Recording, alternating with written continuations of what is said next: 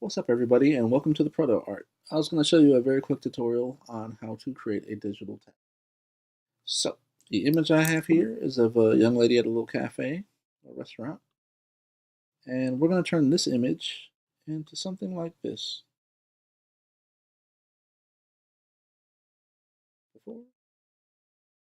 So, a rule of thumb is, the higher quality image that you start with, the possibility of a better end result, just because small details can show through, like pores and hairs, versus it being pixelated or something. You don't get as much detail. So you want to start with a really good image to begin with. But you can create the same effect with a color image, black and white image, one of your own drawings, a photo. It doesn't really matter. Um, it's all the same process and getting to the same result. First thing you're going to want to do is get the image that you want to create as a tattoo and double click it. Before I proceed, I do want to say you can find different actions of the same effect created online, or you can create your own just to kind of speed up the process in the future. But it's all done the same way. So double click your image, change the blend mode to multiply. And on the underlying layer, this is where you want to play around with the bar. There are different areas you can also change the reds, the blues, and the greens within an image. But I'm just going to keep it at gray for now. You can play around with your own as each image will be unique to you. So holding down Option, I'm going to click and split this little arrow. Move this out the way so you can see what's happening. And I'm going to do the same with the shadows. This is the highlights and the shadows. So all this is doing is creating a more gradual effect, telling it, I want you, Pro Tools, telling Photoshop to create a more gradual transition with your highlights and your shadows. Without doing this, if I were to slide this bar over, it hides the image, but it doesn't do it in a flattering manner. So when I do split this, it's a more gradual effect, it's more pleasing to the eye, and it helps you sell this image a lot more. So I'm going to do the same with the shadows. Split it, I'm slowly pulling it to the right. Maybe not so much. Leave it. And already we can see a huge difference in the before and after image. So this is before, after. If you zoom out, before, after. And there are a few other things I would do with this image. I'd play around with warping it to kind of fold it around the muscles and just kind of making it look more realistic. You can also play around with opacity at the very end of this, just to kind of sell it a little better if it's an old tattoo versus a new tattoo. Um, but that's the same premise you would do with any one of these images. I wanted to skip ahead so you can see the end result with a color image. So add another black and white image. If I take away the masking that was done,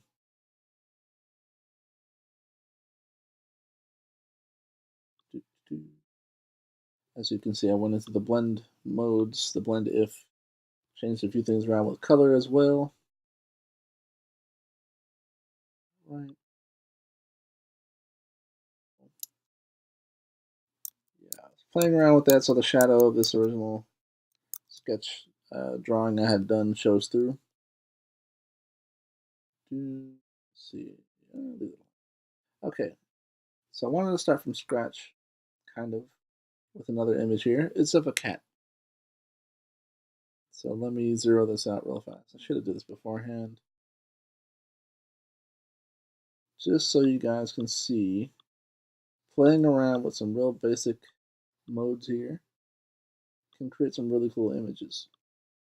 So I had an image of a cat. Cute little thing here. Disable this mask.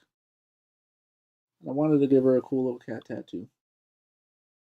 So I lined up my image by lowering the opacity first, adding a mask. Granted, it's not the best mask possible, but it's a decent one. You can always go in with the pen tool and fine tune it, but that's a different tutorial for a whole different day here. A bit more.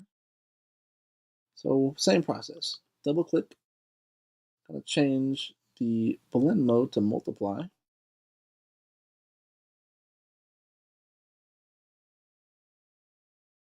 Blend mode, multiply. And already it's blending in the skin tones and looks a lot more realistic already. I haven't even done anything. Holding that option, splitting the arrow. So I want the highlights to show. They're around there. That looks pretty good. Same thing with the shadows. And already that looks pretty darn good, if I don't say so. Zoom out. And she has a cool little cat tattoo. So as I said, you can create your own actions, or if you find them online, either way. So if I click around here, there's various presets someone else made. It's the same thing if I double click, and I'll show you in a second here. Okay.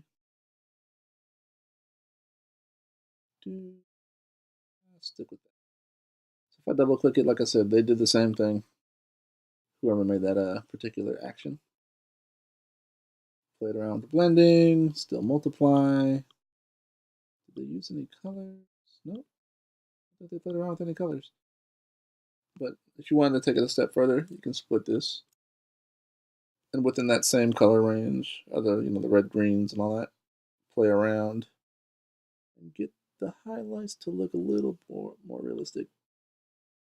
But there you have it, people. A very quick tutorial on how to use Photoshop to create your own digital tattoo. You can use a black and white image. You can use, color image there. Find a regular photo of a cat, made a cool cat tattoo, or your own personal drawing. If you ever want to see, how it would look if you wanted to incorporate one of your own, drawings and make a piece of art out of it.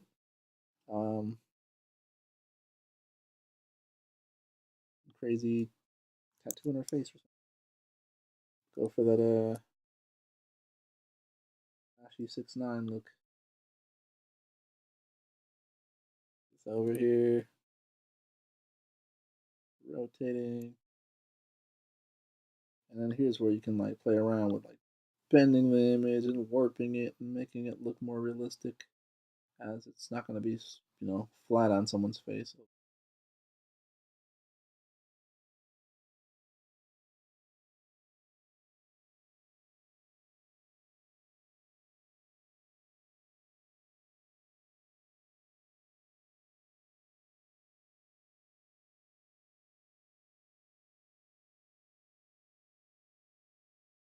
Except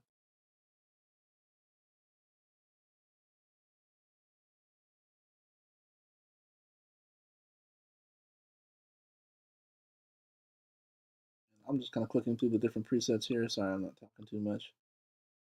But I'm looking for one. This is a good example.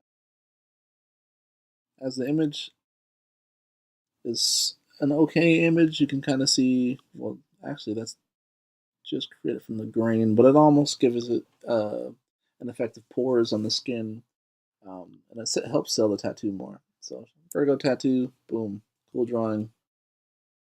Let's give her a cat tattoo. So, anyway, there you go. If you have any other questions, be sure to ask away. Be sure to subscribe, check out more. I try to consolidate all my videos into one channel now. This is the proto art. I don't know what I'm gonna do next. It could be paintings, wood carving, sketches. I'm still trying to kind of figure out what I want to do with this channel. Anyway, talk to you guys soon, and see you later.